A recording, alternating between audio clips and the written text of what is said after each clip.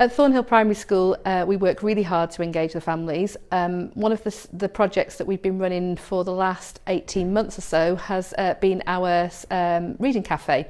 We run the session on a Thursday evening with parents and children in our foundation phase, and they're invited to come into this room, share some stories, have a drink and a snack, and perhaps take part in some craft activities. And it's a lovely way for everybody to share some special time together and concentrate on their literacy skills.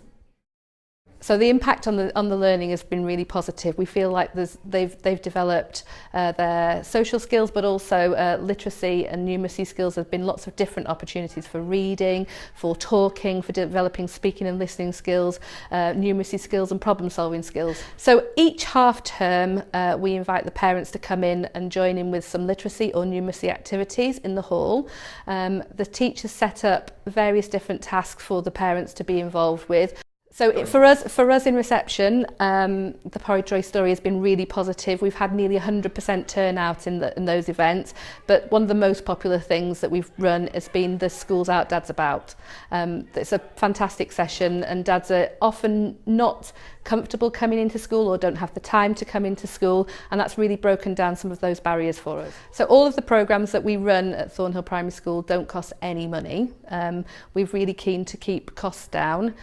We often find that the best way to engage parents is to offer them lots of different opportunities. So, for example, our reading cafe is a really positive way to engage our foundation phase children and parents.